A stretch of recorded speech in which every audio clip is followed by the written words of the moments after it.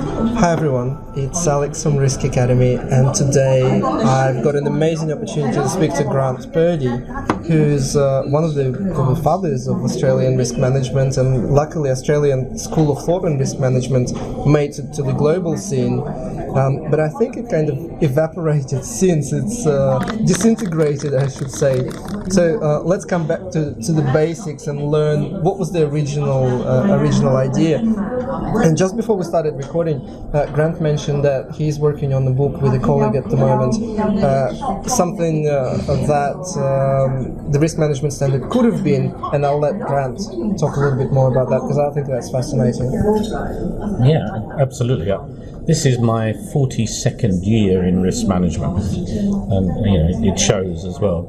And when I originally started in the profession, there wasn't anything such as risk management. Yeah. We didn't need to define these words because our purpose was only to help people make decisions about plant items, the siting of houses near to major hazard plants, where goods should be routed along roads, how roads should be decided, how airlines should be decided, and ultimately, how people make decisions taking uncertainty into account. Mm-hmm. And it was very simple in those days.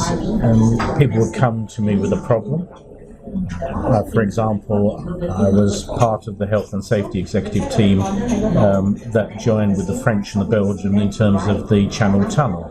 And we were asked, well, is it acceptable not to have ventilation in the tunnel? Or how can we deal with fires in the tunnel? Mm-hmm. Or can we transport gas cylinders on caravans if they go through the tunnel? So people would come with that. And that's a very operational question. Absolutely. It wasn't like, what are your top three Because risks? nobody had ever built a tunnel of that length before underneath the ocean. Yeah.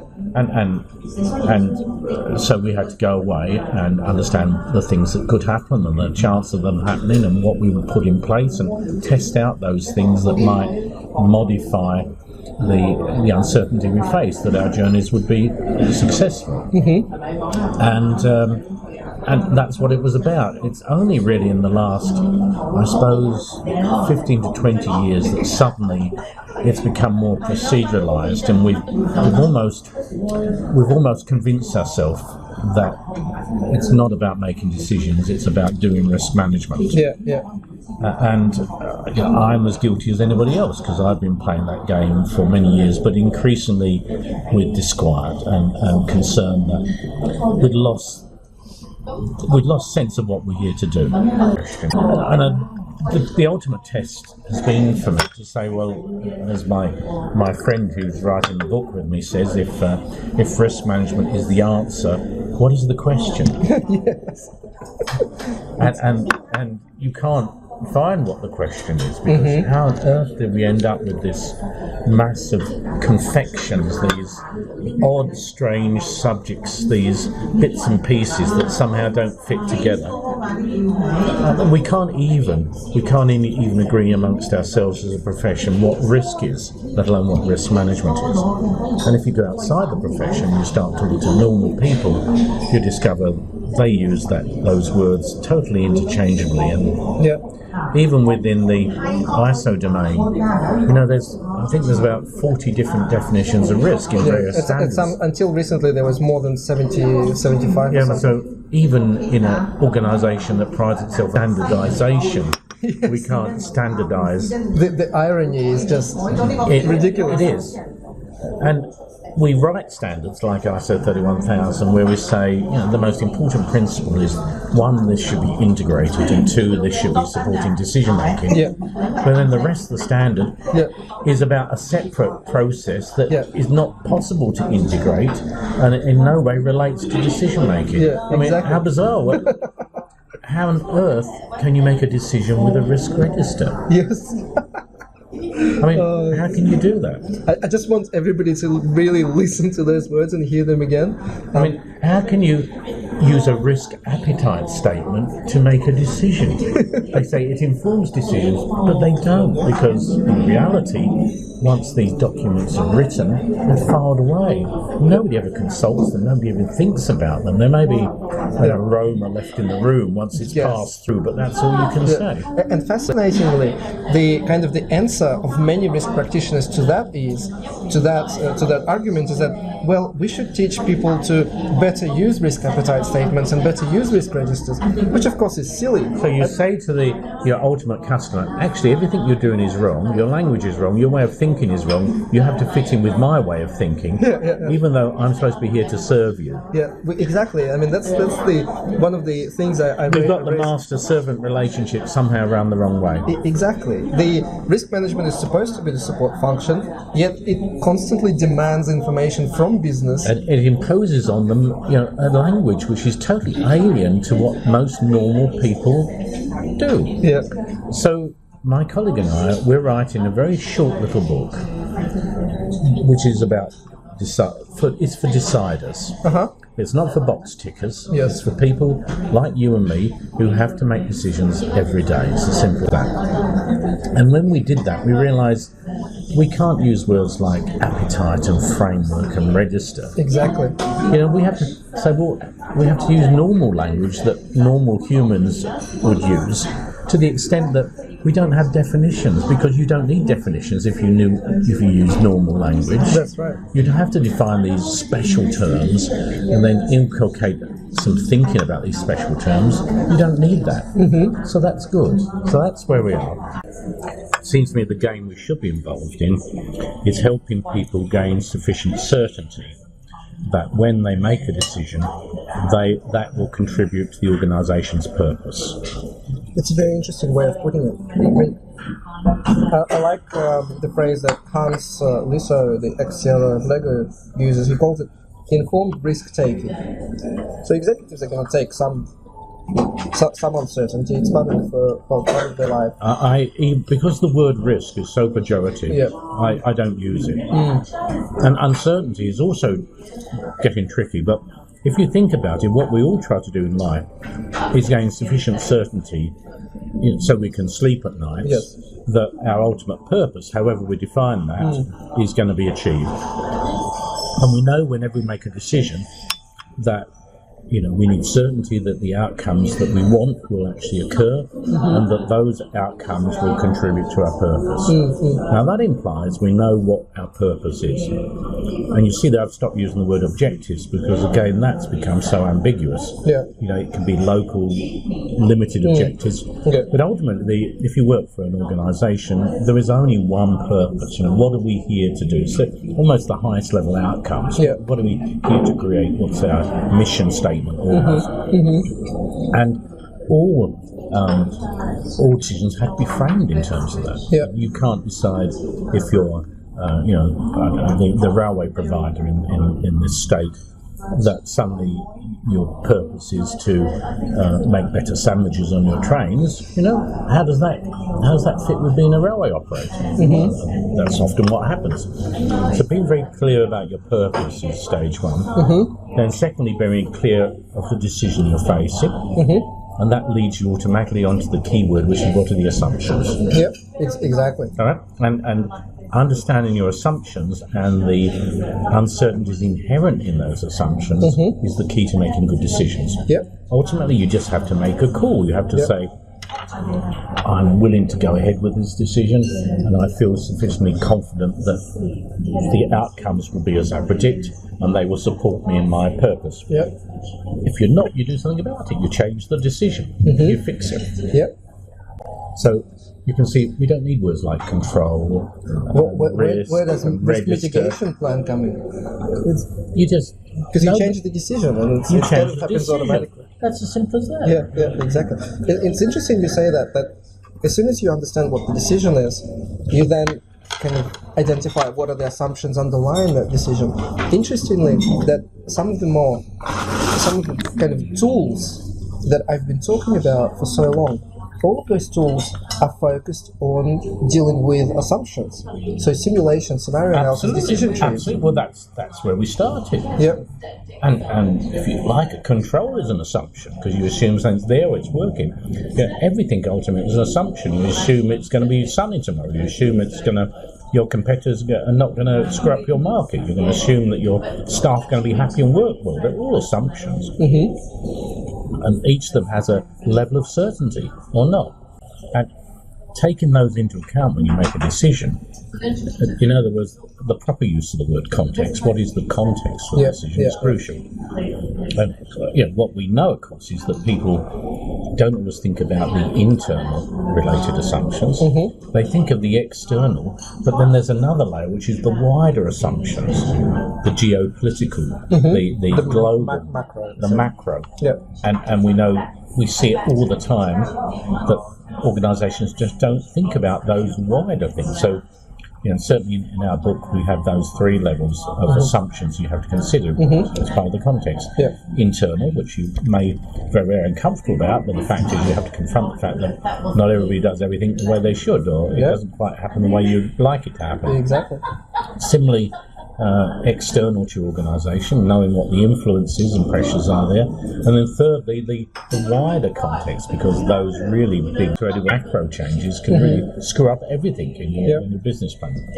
So I can't give you the whole book because it's still being written, but I can give you, on the basis that you cherish it but don't show it to anybody else for the time being, I can give you chapter 1, which sort of explains. I would read it. I would read it today. All right, and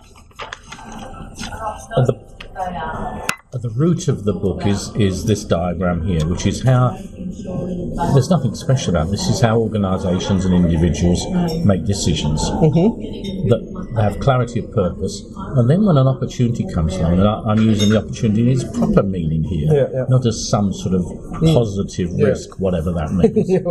An opportunity is just what it is. It's a situation that you could benefit from.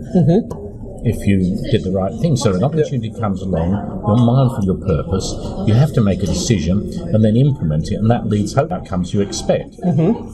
So there are two things that I haven't mentioned here. One is that within the decision-making box, we always think of options, tentative decisions. We could do this, we could do that, we could do the other. Alternatives. And if we don't, we must do that. We must always consider one of them could be doing nothing. Of course.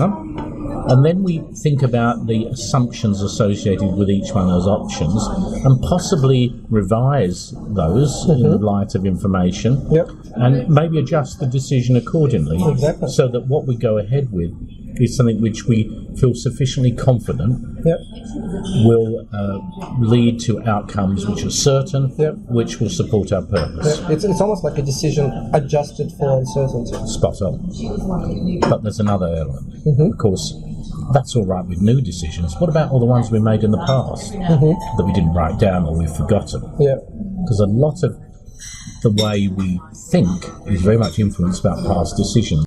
So we have to monitor for change. There has to be a regime of monitoring for changes in assumptions of prior decisions.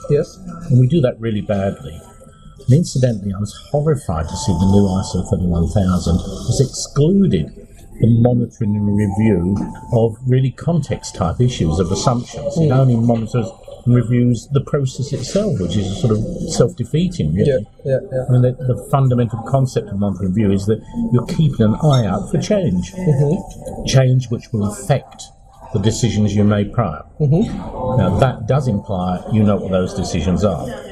So one of the things we do in the book is we give a methodology, very simple methodology for actually tracking down prior decisions. Which is already a fascinating point, because if you take an average risk professional in a modern day non-financial company, how close are they to the decision-making process? Well, usually not very. No, invariably they're not involved at all. And as I said earlier, the artifacts of the risk management process are not used by normal humans. In fact, even superhumans couldn't use a risk register to make a decision. I mean, how on earth have you got multiple columns of unintelligible claptrap with numbers and colours. Can you make a decision with that? Well, You know, somebody at the end of the day says, what does this mean? And you can't, you know?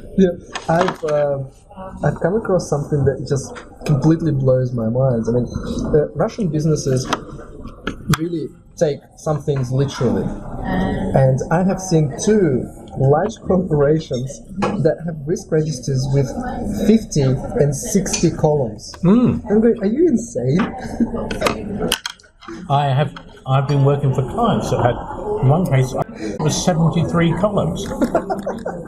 The risk manager's sole role was to complete this spreadsheet, continually updating it, and it was never used for any other purpose other than, well, we've got a risk register. Which probably took him a year. I'll let you into a little secret. I did find a really good use for risk registers a few years back.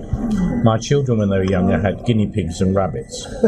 And I discovered that if you shred them, they make very good bedding for small furry animals. Moreover, once they've used it for bedding, and I won't go into too many details over lunch, but the resulting material is really good in a compost heap. You can grow good vegetables from it. So I've actually, risk registers do have value, but only as bedding for animals. Exactly. And if you think about it, if we're still talking risk is created because there's a source of uncertainty, and we're faced with a decision. So we can only possibly do a register, which is really just the minutes of a meeting. That's all it is. It should be just a record of a conversation about the decision we're facing now. So how will that have relevance for future decisions? Not at all. So how can you possibly have a risk register that you created last year having any relevance for what you're doing this year? Well, the key reason for that is because risk registers are never created to a specific business situation. No, they're not. They're just generic catch-all vacuum something. It's like risk connected to broad objective of an organization in life in general over the foreseeable future. One of the root problems, of course, is when you look at them, they don't actually contain descriptions of risk. That's if we knew what a risk was. Often they're just whinges or they're just descriptions of sources of uncertainty that are generally present. Foreign exchange.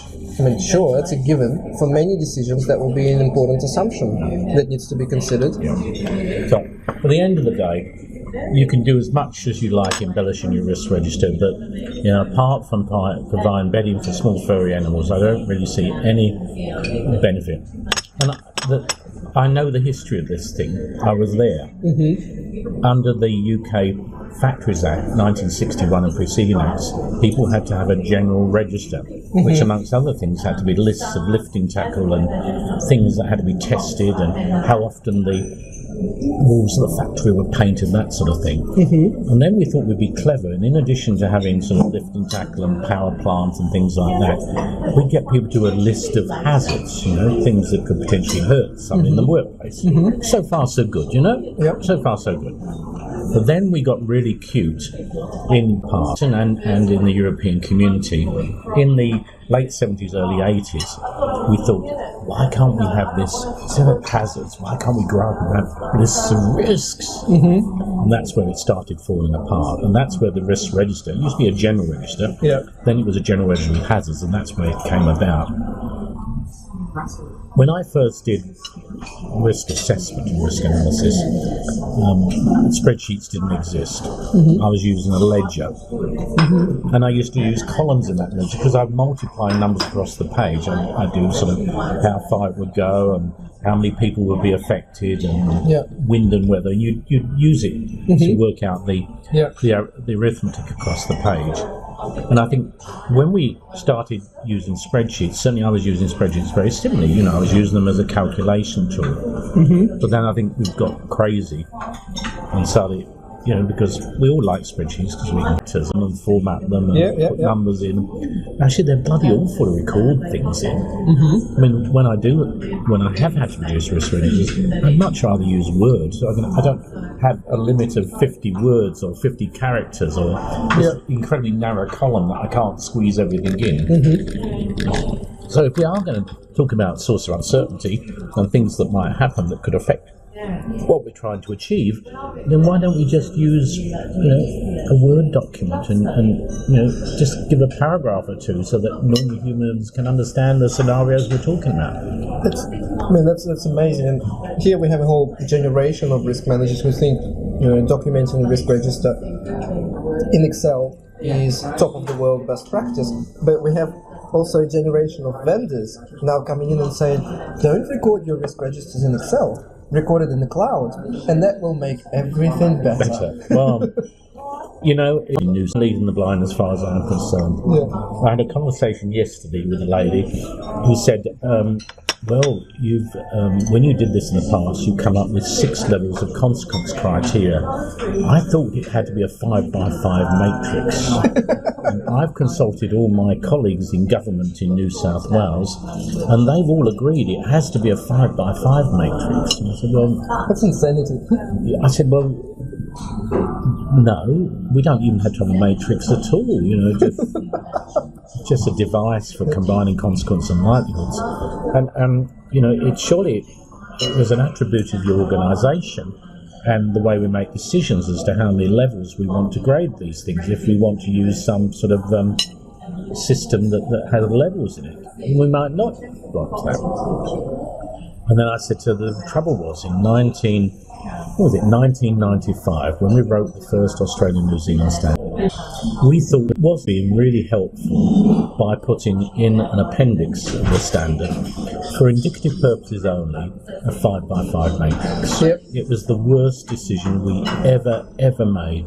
It wasn't intended to work. Mm-hmm. It was purely an illustration. It was just sort of, this is what a matrix looks. Yep. And it wasn't the rating system, it was just a heat map, as you would call it now. It was a way of pictorially representing risks in terms of consequence and likelihood. Yep. But of course, it then got transmogrified and turned into what's almost a religion now, and as evidenced by this conversation I had yesterday, it has to be 5x5. Why?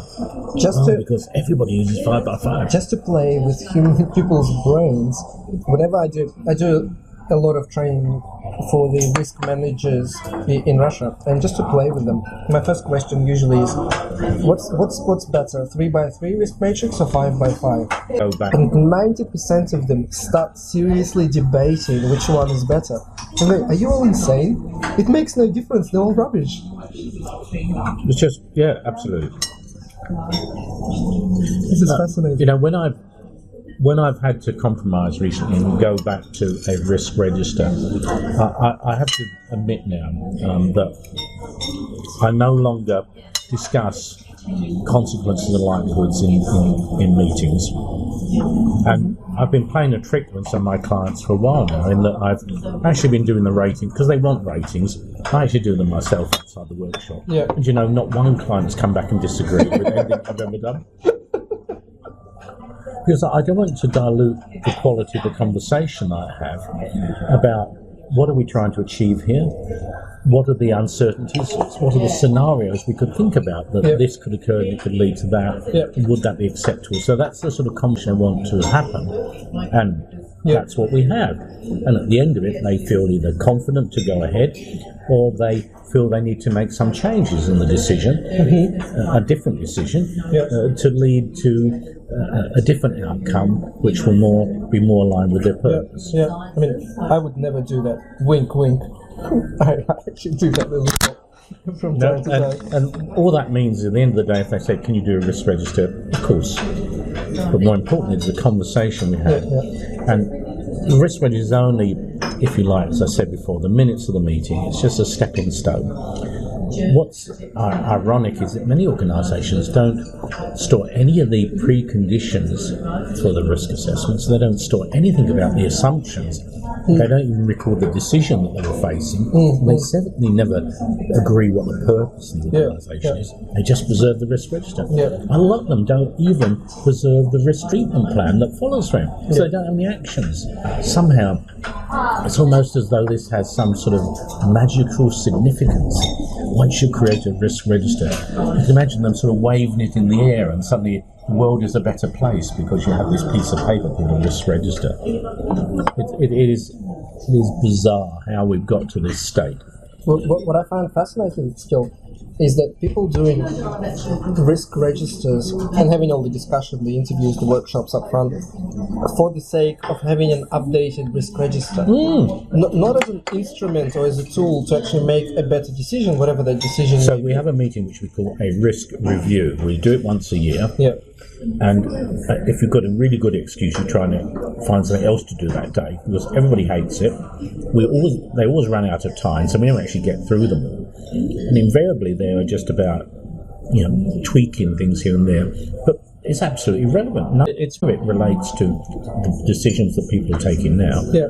They're just a list of things we generated several years ago that we just embellish and tweak each year. Yeah, I call it stirring the risk register pot. Well, it's what I've got Norman Marks now called in risking. He's got that from me and a few other people call it as well.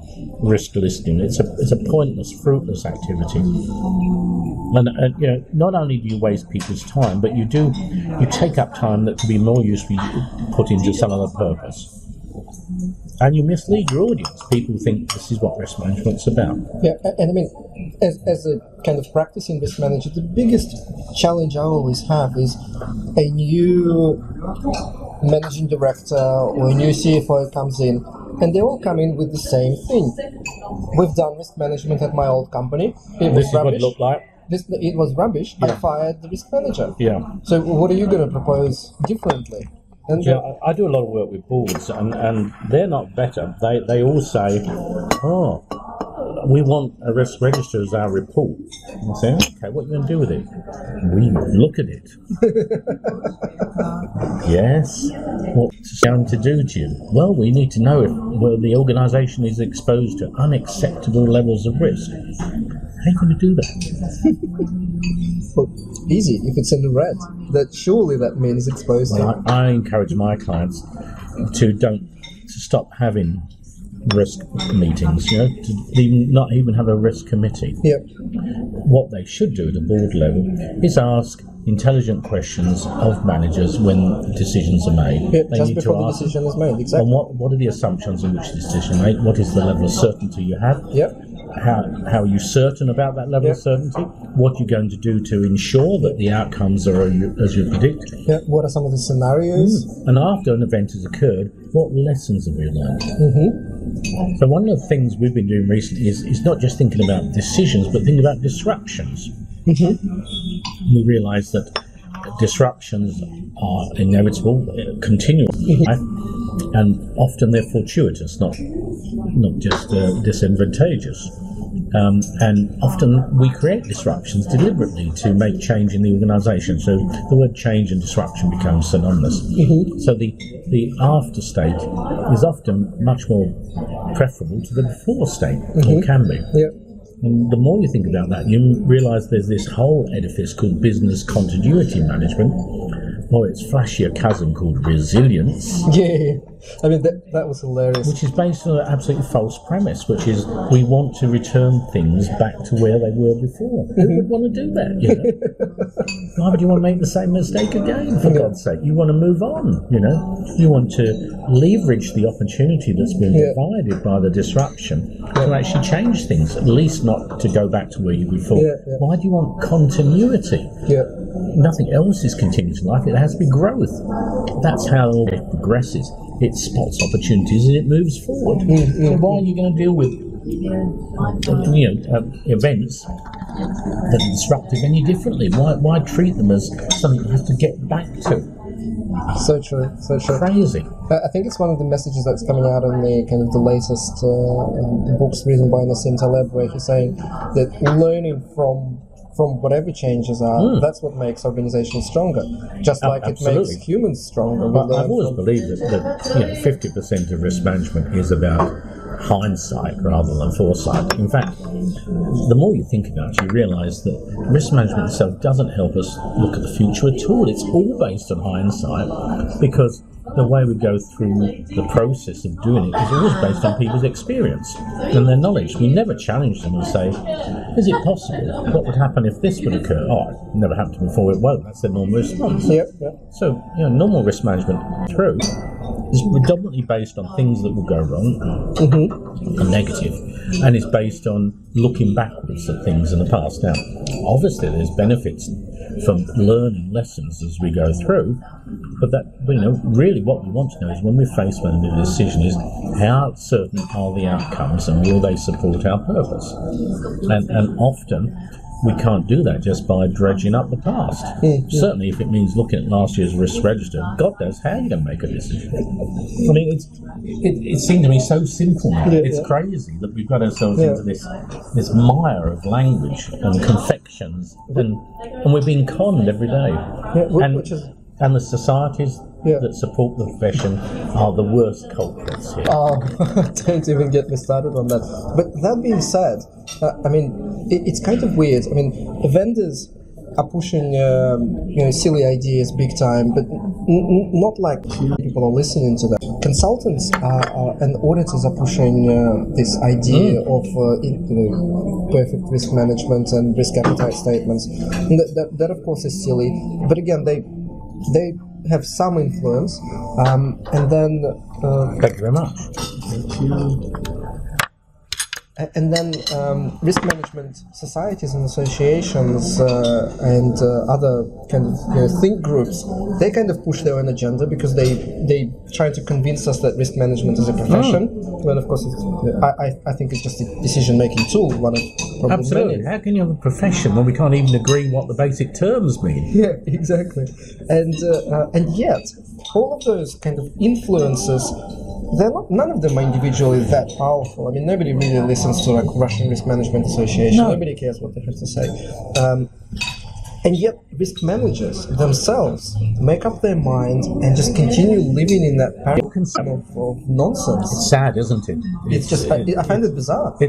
I feel like I'm doing the Emperor's New Clothes, but I shouldn't need to do that. I mean, somebody should be shaking people, saying, "Hey, wake up! There's this whole conspiracy out there."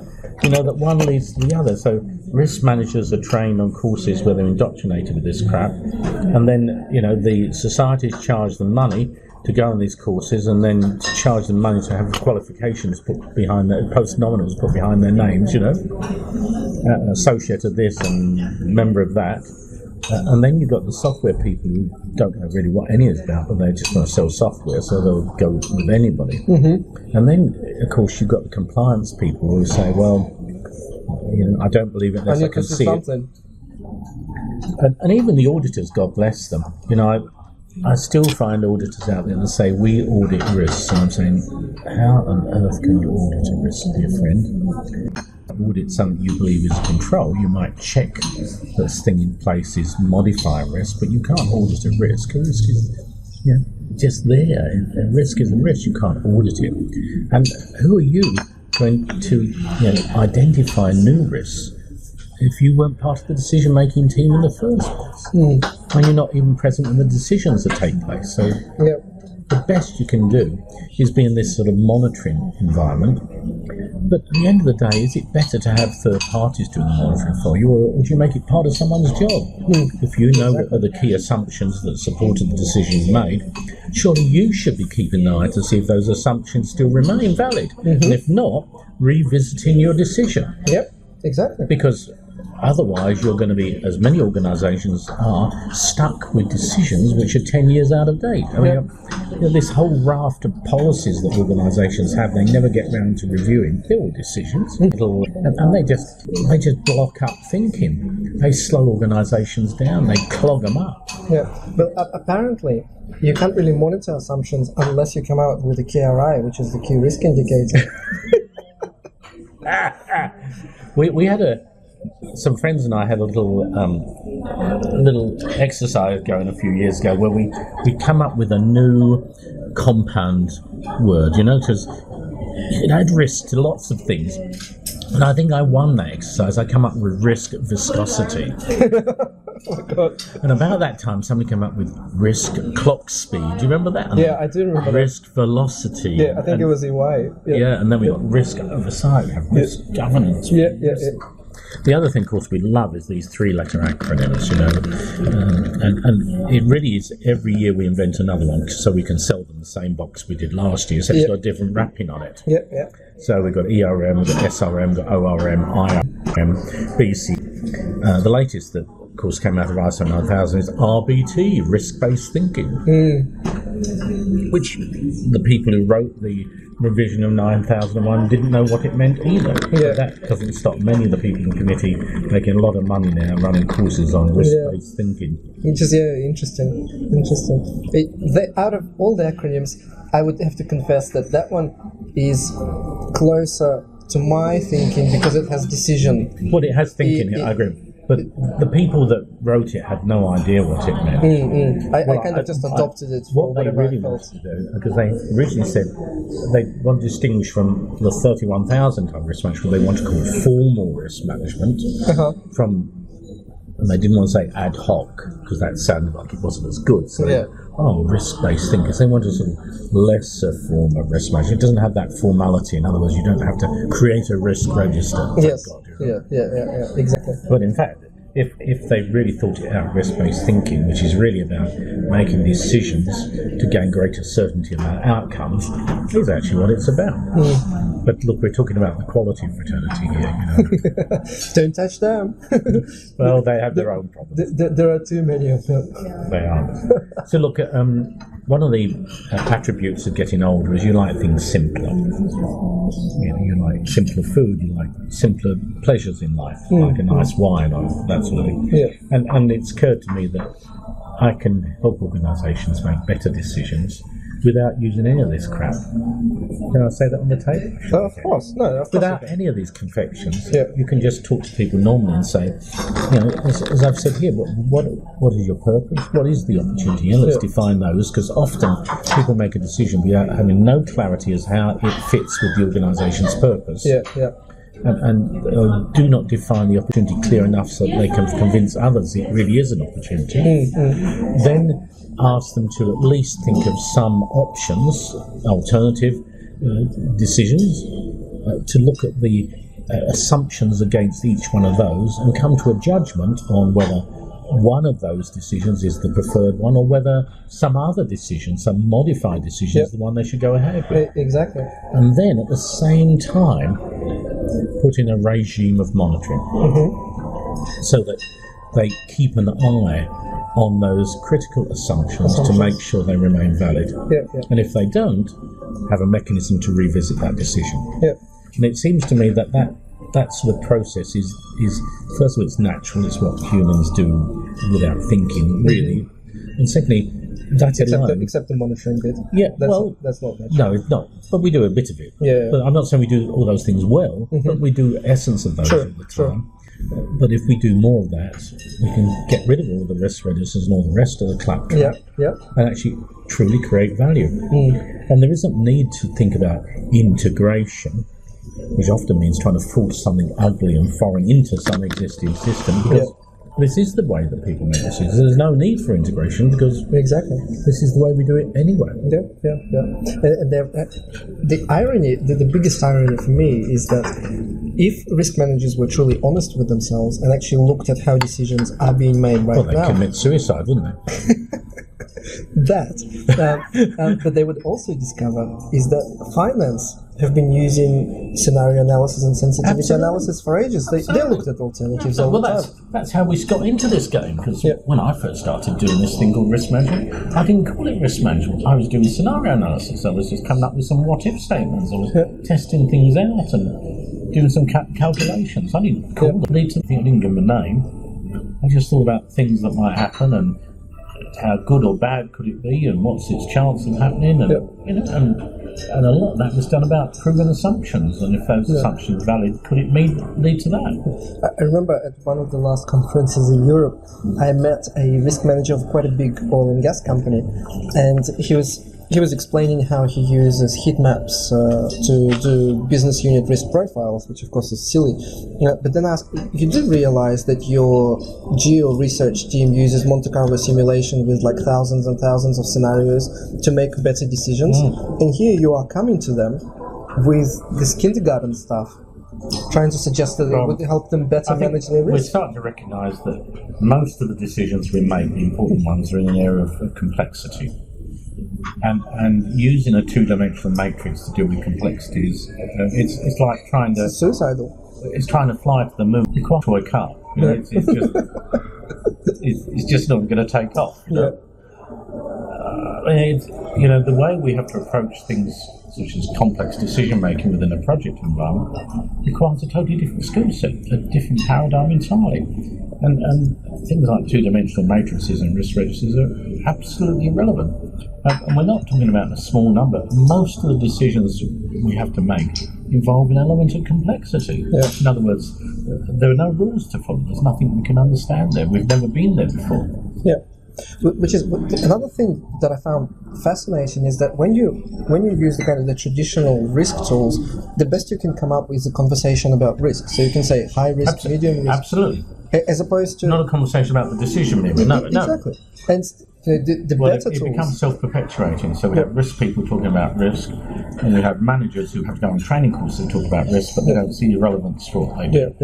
What a crazy... Now, I mean, if this is ever published, in shape or form, I'm going to have people sending me rude letters and making wax dolls of me with pins shoved in and things like that. But don't worry. I mean, there's an enormous industry out there that breeds off this stuff, but it doesn't create any value except for the people in the industry. Mm-hmm. Exactly. And I base that on, you know, when you actually go and talk to directors on boards and you talk to managers at the sharp end, they don't see any relevance for the stuff. Like they can't. I mean, obviously, you just can't use this stuff to make decisions. It's meaningless. All you can do is, as you say, is make decisions about risk. You can't make decisions per se. Which is not the business the companies are in. No, making decisions about risk. And particularly if you're using some sort of ordinal system that just says high, medium, and low, which is a relative system. What? How can you possibly make decisions of substance in your organisation that propel you towards your purpose when you're using a relative ranking system, which is really just sorting things into heaps? That's what it is. High, medium, and low. Yeah, so what? You know? Yeah, put in different buckets. Exactly. In all truth, however, the Risk Academy blog and where I'll publish it on the YouTube channel is definitely the right place to have those conversations, because many years ago the first article I've ever written in English was risk management used to be a science, then it became an art, now it's just bullshit. And I think the 20,000 followers are kind of accustomed to the actual conversation. Witchcraft. It's almost a religion now. Yes. There are certain symbols that are hallowed and people bow before them. There's incantations that have to be uttered. And, there's high priests who have to be genuflect towards them, you know. Well, if that's then I'm definitely the witch hunter. I'm destroying so much concepts. I'm absolutely blasphemous. You know, I'm in the hands of the devil as far as these people are concerned. And, you know, I poke my head up occasionally. Normally my good friend Norman puts up something, and I felt lazy one day and I actually respond to some of these things and I have a debate. But invariably I pull out of the debate just because we all seem to end up at the same point, which is somebody will say, I accept what you say, but my regulator insists I do this, or what you've said is not what I've been taught at university, or I wouldn't be allowed to do this in my organisation because they expect to see this. And there's little I can say then, other than if you're not capable of thinking coherently about this, and you've suffered, quite frankly, a problem of ethics, that you don't actually believe any of this, other than from some quasi-religious perspective. You know, there's nothing more I can do to help you. If you won't think this out properly, you know, from first principles, you actually understand what this really means. There's nothing I can do. And on that point, I realise I've wasted another few hours when I could be growing vegetables or helping somebody with real problems. So that's my perspective, which is, and you know, I've been as guilty as anybody else. I've played this game and made money out of it for quite a few years, but increasingly, maybe the last 7 or 8 years, I suppose, with a lot more concern, greater disquiet, maybe 10 years really, that I was going through the motions, but not really producing any true value. I was convincing myself and others that somehow this methodology, which had no validity really at all, was somehow creating mystical value. Yeah. I'll call this recording the confessions of a risk manager. When an ex-risk manager. Ex-risk manager. If you like. I won't, but... I've never actually called myself, I've never actually had a title risk manager. For one thing, I've always, even in the days when I was supporting US Claptrap, I didn't feel I wanted to be risk manager. I've always been manager of risk management or something like that, which is slightly more acceptable. But, I don't actually know what risk management is. I don't know what it is, even though I've been doing it for 41 years. I don't really know what those two words mean, and I don't think many people do. The best answer to that question I ever got was I picked up a book on decision making and decision quality. And I've read the whole methodology on making decisions, and out of 9 chapters, chapter 4 was validating assumptions and testing alternatives, and that's where everything about risk management kind of fits. That's exactly what our book's about. It's very simple. It's written not for risky people, it's written for deciders. That's why it's about deciders. For deciders, and it's just to help people make better decisions by understanding what's certain, what's uncertain, and coming to the best possible decision. Albeit that there's always going to be uncertainty, you just do the best you can. And our feeling is that people could do a little bit more and end up with better decisions. Just by getting a simple act of writing down your assumptions. Quite often, even organisations that have big decisions based on mergers and acquisitions never write down their assumptions. That's very true. A number of organisations I find that don't have a credible business plan, and the business plan they have doesn't have any note of the assumptions that underlie it in terms of market share, changing direction of competitors' activities or customers' needs. So here's a quick reality check. How many risk managers, when they're buying a new apartment or moving to work in a different country, how many of them write out their assumptions and think about it? They certainly don't write out a risk register. I can do the real test. You say to us, do you use a risk register when you move house? Oh. Exactly. Thank you. Gotcha.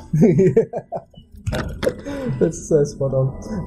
Thank you so much, Grant. I found this extremely valuable, and it's a pleasure. It's simple stuff, It's simple stuff. There's nothing clever about it. It takes years, I think, to get to that. I mean, for me, it was an honest conversation with the CEO, who I've presented. I was brought in to fix state Auditor General findings. And I've created a risk management ERM framework. I had everything. Risk appetite statement, risk committee, mitigation plans, risk owners, risk registers, heat maps, frameworks, policies, everything. Within a couple of months I've had it all. And he goes, makes no impact on my work. What's the point? It's like he said, I'm looking at this and goes, it's colorful, it's beautiful, it's useless to me. And he goes, you have 6 months to figure something out, to do something that is actually meaningful for us, the board members, making decisions. I'm embarrassed that at this stage in my life and career, it's dawned on me that it's actually very, very simple. And I've gone back to the very beginning. It's what I used to do years and years and years ago, which is not have to worry about definitions and things like that. Just help people make better decisions by exploring scenarios, looking at sources of uncertainties, simple as that, and particularly assumptions. I remember the meeting in Brazil on the ISO TC 262 committee where there was a number of subgroups. And one of the subgroups, the first one, was the terms and definitions. And I'm just and they're like raising hands, who's going to go into which group? And I'm going like, that's a pretty irrelevant group. Like, who cares what the definitions are? If your overall kind of idea is understood, I mean, it doesn't really matter. And most of the people signed up for that group, and I'm going like, okay, that's all the argument goes on these minutiae definitions. I mean, as far as I can see, if you have to define a term, it's an admission of defeat. It means normal humans won't understand the word that you're putting out. If you have to define it, that means you're somehow converting or narrowing the meaning from normal language. So why not using that word at all?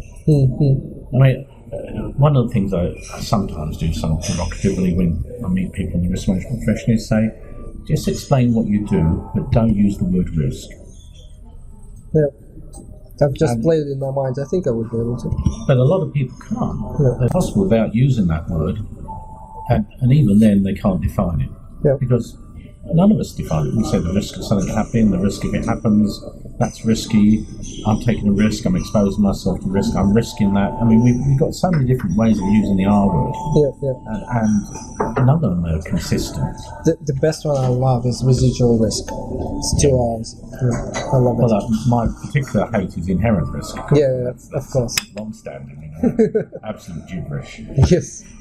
Oh no, every single year there's someone in the LinkedIn community who goes, so what is the difference between inherent and residual again? And how do we actually use it?